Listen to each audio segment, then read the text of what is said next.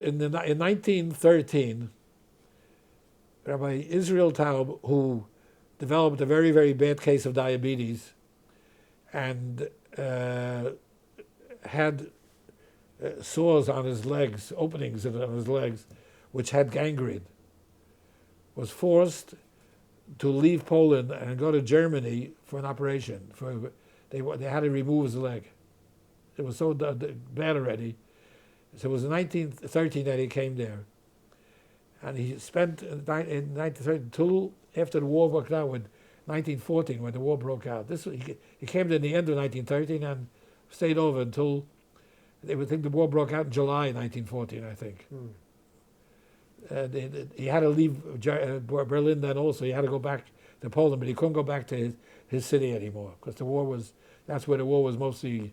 With the Germans, when they came into Poland, they were fighting in that area. So that time he went first to one city, and then later he went to Warsaw. But we're talking about when he was in Berlin. In Berlin, he had his leg amputated. Now, it was not an easy situation. He did not want any. He didn't want to be put to sleep, in other words. Mm-hmm. Could you imagine somebody? No anesthetic. No anesthetic. And the surgeon said, "How could I make a surgery without you being put to sleep? It's just impossible." The reason he didn't want to be put to sleep because it seemed that they felt that anesthesia affected the mind. Mm-hmm. And that's what the early stages of anesthesia. The people thought that it had an effect on the mind. Maybe they had some experience that way. And he didn't want to have his mind affected. So he went through an operation, a removal of a part of his leg without anesthesia, and at the same time he composed a very famous composition that goes for 36 parts.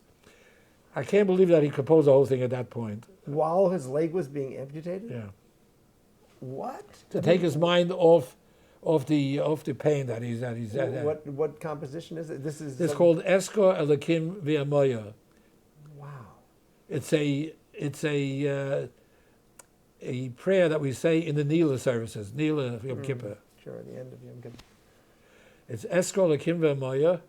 I remember you, God, and I shudder. When I see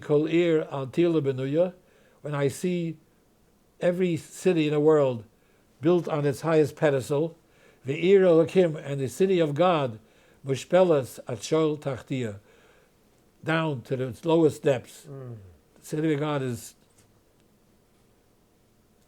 down to its lowest depths. Yeah. And he based a composition of 36 parts on this thing. Now, it's very hard for me to believe that he could have done all the 36 parts. How could he possibly remember all the 36 parts? But he did a good part of it during this operation. That's for sure.